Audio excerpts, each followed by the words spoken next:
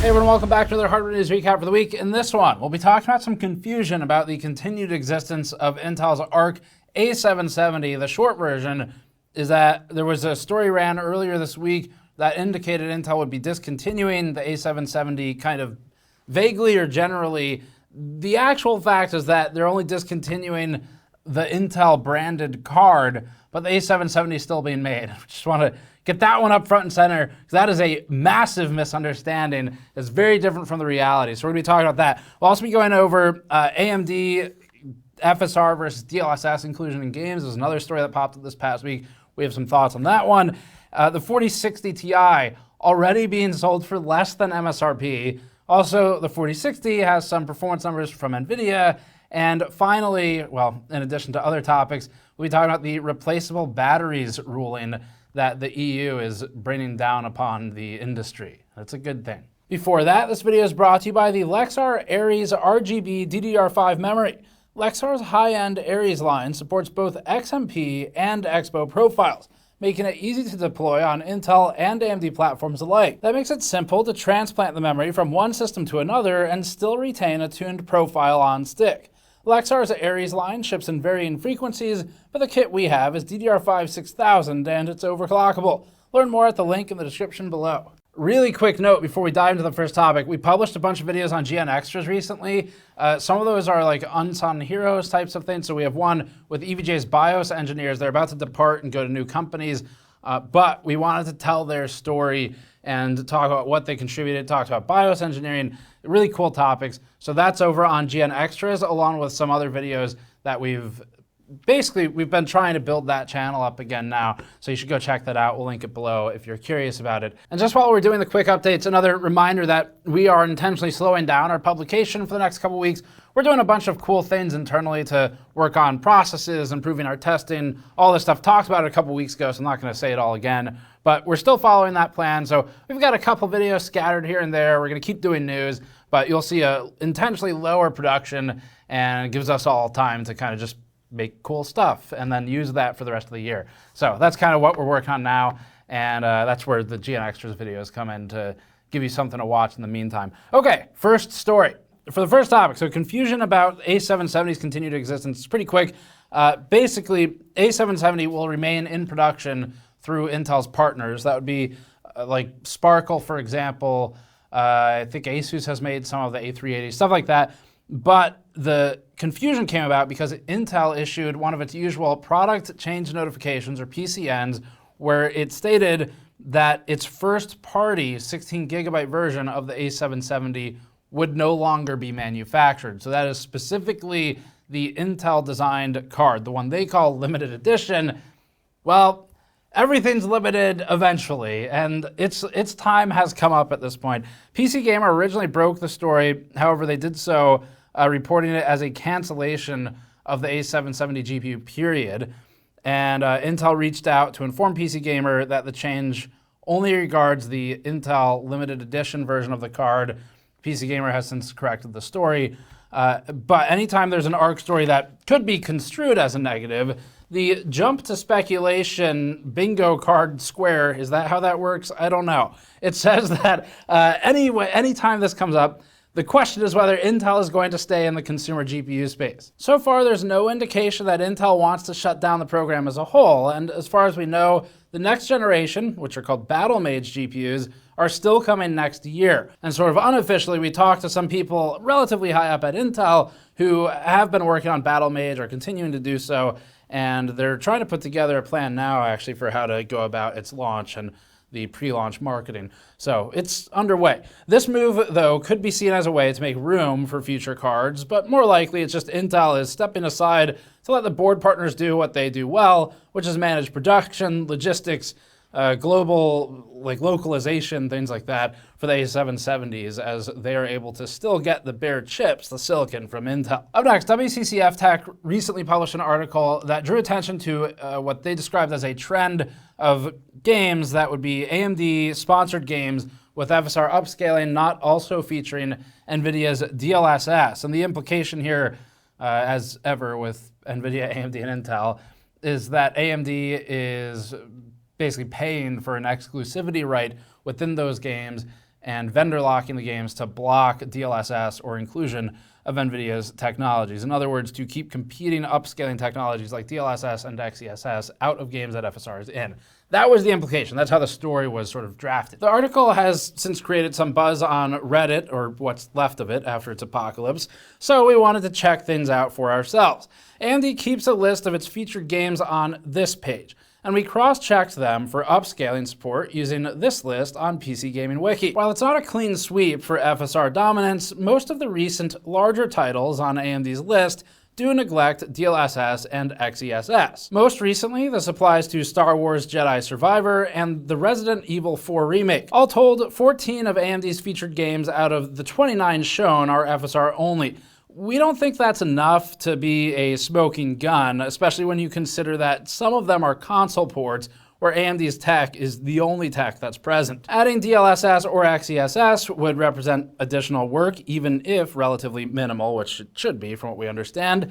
And a Reddit user, often sarcastic, that's the name, that's not a comment on Reddit, although that would also be accurate, took another approach and added up totals for all of the games on the list, not just AMD sponsored. It's an interesting tally. This tally shows that there are actually more DLSS exclusive games than FSR. It's not entirely apples to apples though, because NVIDIA has a larger market share, it put out DLSS earlier, and it put in some work to make DLSS easy to integrate into major engines. When WCCF Tech reached out for comment, AMD said this, quote, AMD Fidelity FX Super Resolution is an open source technology that supports a variety of GPU architectures, including consoles and competitive solutions.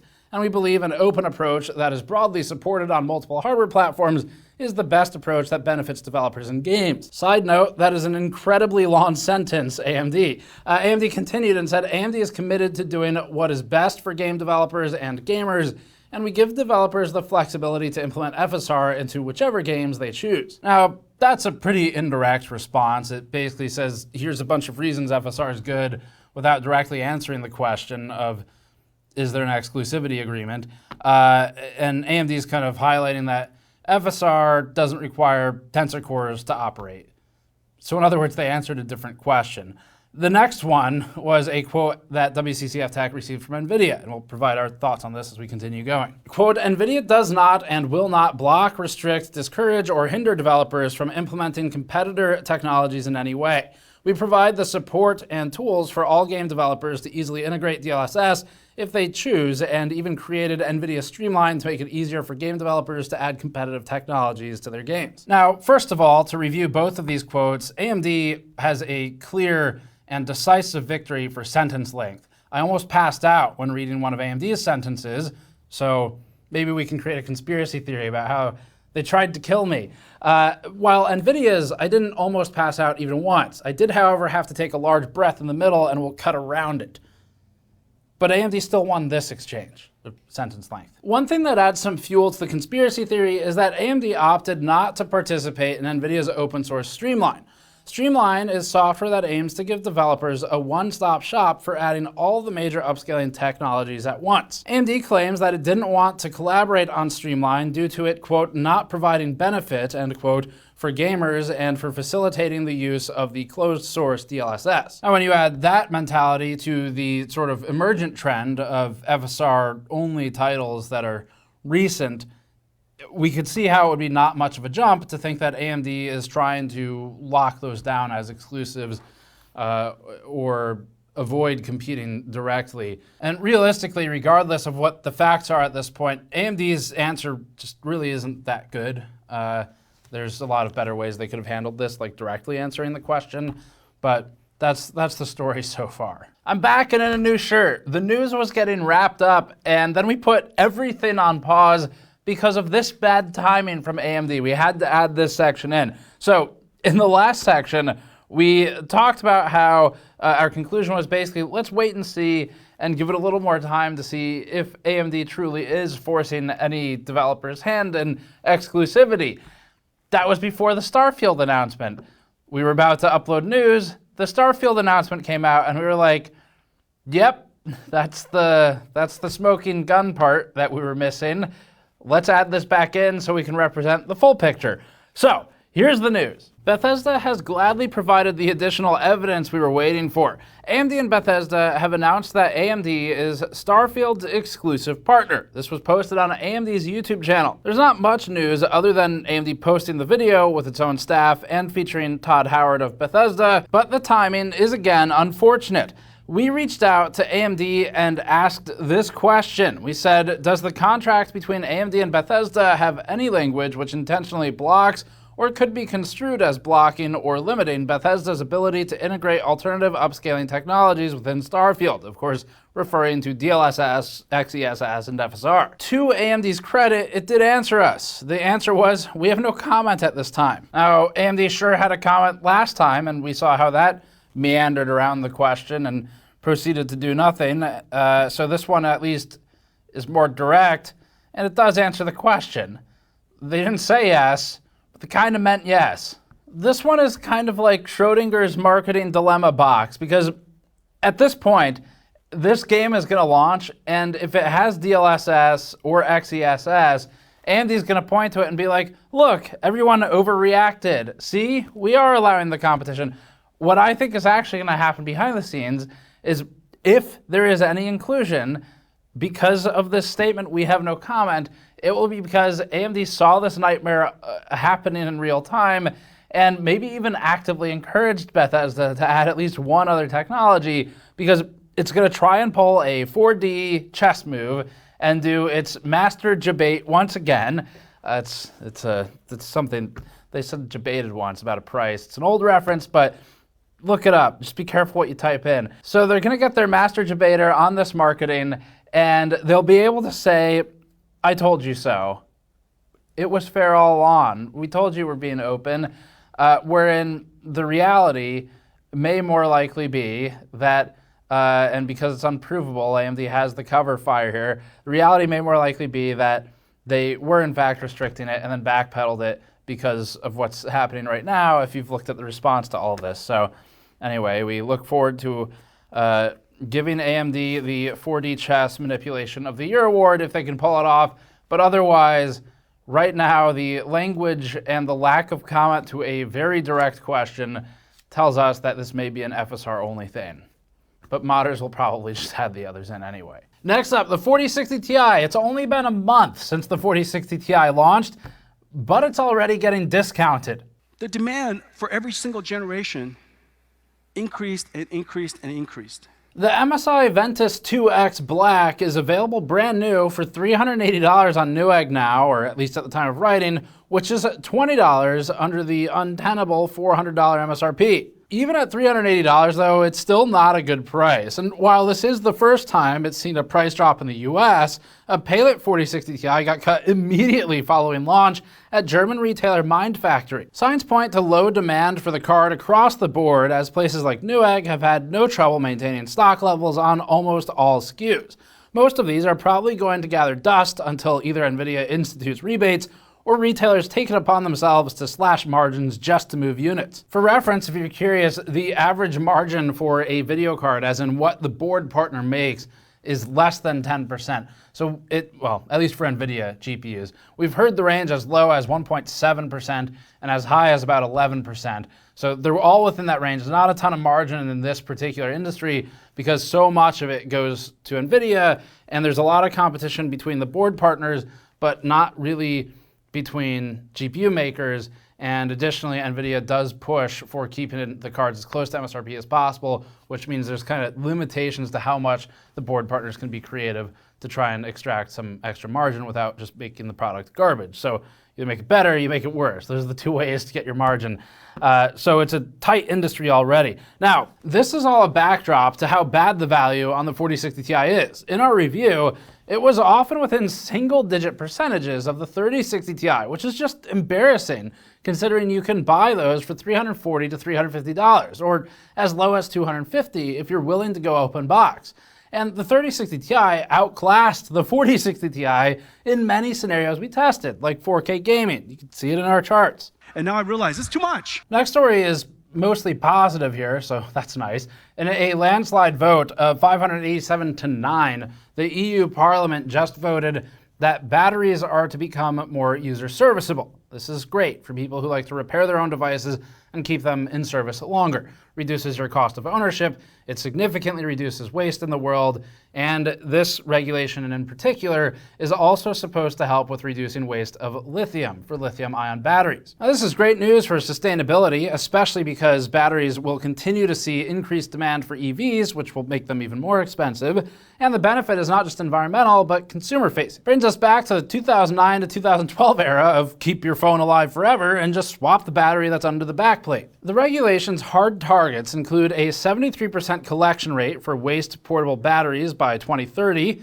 recovery of 80% of lithium by 2031, and the prescription of certain percentages of recycled materials being made into new batteries 8 years after the adoption of the regulation. The headline change revolves around, quote, designing portable batteries and appliances in such a way that consumers can themselves easily remove and replace them. The wording used here is broad and sweeping, which is good. It seemingly indicates any portable battery-powered device, but the most common items under that description are phones.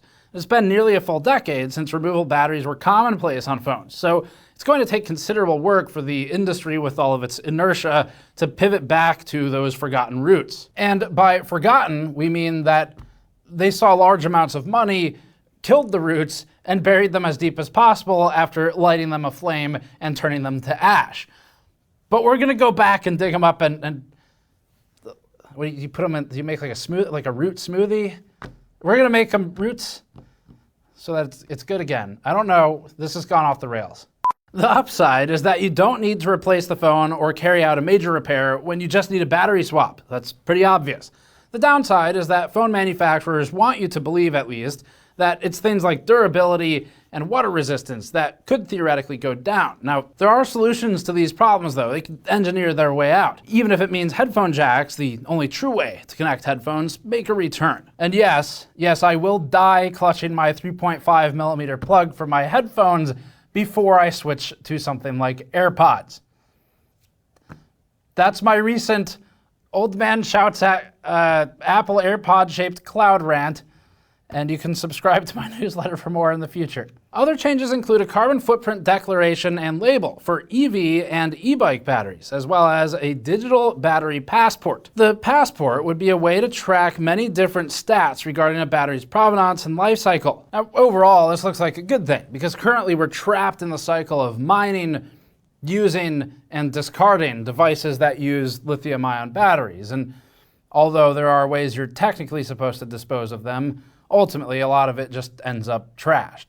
And that's not great, because it's kind of like throwing away any other material that could potentially be reclaimed or at least made more sustainable by maybe you save the phone, you still toss the battery, hopefully responsibly, but socketing in a new battery saves the entire rest of the phone and all of the precious metals used to make it, like gold, for example, and copper.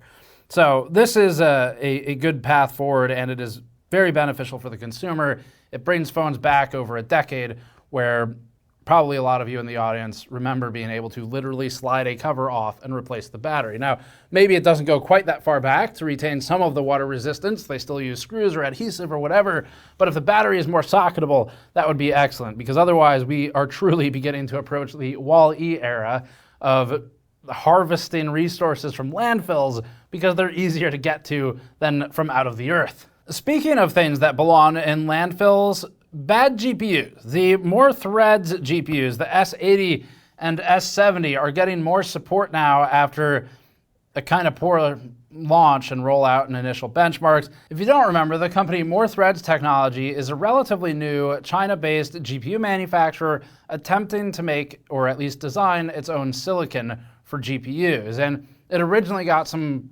attention over a year ago now for rumors about it approaching relatively good performance of, say, a 3060, I don't know if it was a TI or 3060, but class performance for the GPUs. Now, the biggest problem with these GPUs is that they really don't support games right now. So their most recent driver update adds support explicitly for 5 more games, bringing that total of games supported up to 47.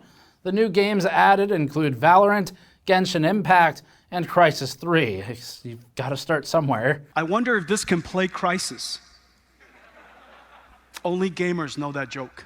In addition to the game support, more threads added display stream compression. It's a common but kind of seldom discussed, because it's common at this point, feature that compresses the data going to the monitor in order to drive more pixels than the bandwidth of the connection natively allows. There aren't very many published benchmarks for these cards, but Japanese site PC Watch benchmarked one about 2 weeks ago. PC Watch noted significant compatibility issues. Not surprising, seeing how it now only supports 47 games officially, and it showed screenshots with broken textures, geometry, and graphics technologies in general. PC Watch ran some benchmarks, but given the broken rendering, there aren't many fully like-for-like comparisons you could do. The most comparable is a 3D Mark 06 benchmark, very old, where PC Watch had a 1050 Ti about 114% ahead of the MTT S80. Previously, Twitter user Lushzverg _3DC showed the A770 to be 176% ahead of the MTT S80 in this post. Microsoft is a small company that most of you probably haven't heard of, but it's best known for marooning its users on an OS every other generation, ensuring that with each new subsequent OS launch, at least half of the existing user base is left behind forever, using the more sensible means to navigate the OS. And in an effort to keep its reputation in this way, Microsoft has now announced that it's actively making Windows 11 even worse. It's great news, because we actually didn't think that was possible, but it is. In a world where we already have to click 3 times just to edit a batch file, because edit is an advanced, dangerous command that must be buried beneath submenus and submenus, Microsoft is now hiding even more options that date back to the XP era, and even before in some instances. In the company's most recent groan-inducing statement that sets difficulty mode to hardcore for IT managers everywhere, Microsoft has listed that it is removing the following features from its folder options menu in Explorer. The options are hide folder merge conflict, always show icons, never thumbnails, display file icon on thumbnails, display file type information on folder tips, hide protected OS files, that one is actually an important one, show drive letters, also important, show pop-up description for folder and desktop items, show encrypted or compressed NTFS files in color, and use sharing wizard. Now, not all of these are day-to-day important, but it does sort of fall into the same category as everything else Microsoft changes, which is, why are we changing this again? They're already kind of in an advanced menu. Who is it harming to leave there? But don't worry. Microsoft says you'll still be able to access these things via the extremely user-friendly way of registry keys. The good news is that this will be just as user-friendly as trying to get your folder names to show up in the icons in the taskbar so that you don't have this increasingly when you're trying to see what folder is which. Now the good news, and this is actually a complete coincidence. I wrote that whole paragraph and then realized that if you scroll down a little further in the blog post, Microsoft has become self-aware enough that it is adding back the revolutionary never combined mode to Windows Insiders for the dev channel. Microsoft giveth and taketh away, and then giveth again and makes it a new feature that it can market on, make everyone happy temporarily until it takes away the next feature to then give back later to overcome some other problem that it created on its own that it didn't need to create. Up next, something pretty cool in tech news, supercomputers. The Aurora supercomputer is complete now. We actually covered this when they started the plans for it and the construction on it in 2015. The Aurora supercomputer is at the Argonne National Laboratory, and this features over 10,000 compute blades with 63,000 Intel Data Center max GPUs, 21,000 max CPUs, totaling 1.1 million cores. It takes up 166 racks across 8 rows inside the lab's data center. This thing might even be more powerful than InWind's chandelier build, but we're not sure it's that close. Each individual blade has 2 CPUs and 6 GPUs and weighs 70 pounds. That's enough to make even Jensen Huang blush. Even this is incredibly heavy. They're all liquid glycol cooled and are fed from a complicated building scale system. Those red and blue hoses that you see, those are the hot and cool sides, respectively. Aurora also has 220 petabytes of capacity. Projections estimate that it'll be the first supercomputer to cross over the 2 exaflop compute threshold. This much raw computational power is set to make a difference in all sorts of problems, from disease research to complex climate and weather modeling. Before it's brought fully online, Aurora will be used to train massive generative AI models for science. We assume in this context they said that literally. It meant it's for science, and that the admins aren't just going to be spitting out literally billions of AI cat pictures per second for science. Aurora is set to take the top spot from Oak Ridge National Laboratory's Frontier supercomputer on the top 500 list in a battle that, in this instance, is ongoing as supercomputers continuously try to get to the top of the list. Frontier was put in service in 2021. It has a theoretical peak of 1.6 petaflops of compute while pulling 22,703 kilowatts of power. Power consumption estimates have not been published for Aurora at the time of writing. Interestingly, Aurora was originally going to be built with Intel's Xeon Phi processors, coprocessors, that descended from Larrabee lineage. But delays in those projects led to what we have today. The final story, the ASUS ROG Ally has faced its first major performance hiccup, and it's in the form of a BIOS update. You expect changes and updates within the first couple weeks of a device's launch. It's only a few weeks in, but not like this. So version 3.19 was supposed to address a few known bugs with the ASUS ROG Ally. Instead, it dropped gaming performance upwards of 20%, according to The Fox on YouTube. Now, we actually just bought one of these. We have it. We started working on it this week. And what we've learned is that BIOS Update 3.19 can apply itself automatically through the My ASUS software malware that's pre-installed on the system. And it's ironic considering ASUS itself told users to hold off on installing this update for now. So they've said it's a problem, don't install it. And then it gets forced through anyway because it's ASUS and they are overbearing with their approach to making sure you get your firmware updates. If the update did get forced installed and you're seeing performance issues, you are able to downgrade back to 3.17 though. Other than that, the Ally seems to be a fairly smooth launch except for battery life. 3.19 BIOS was intended to correct some of that. And again, we're working on it. We have some cool content coming up. And back when the Steam Deck launched, we had a ton of fun testing it because it's different and interesting. We can apply our skill set to something unique, like wiring it up with thermocouples and doing some cool noise testing. So that's all coming up shortly. But for now, we'll just be doing occasional videos plus news over the next few weeks while we continue to refine our test systems and honestly just take a break following Computex. So that's it for this one. Thanks for watching. Subscribe for more.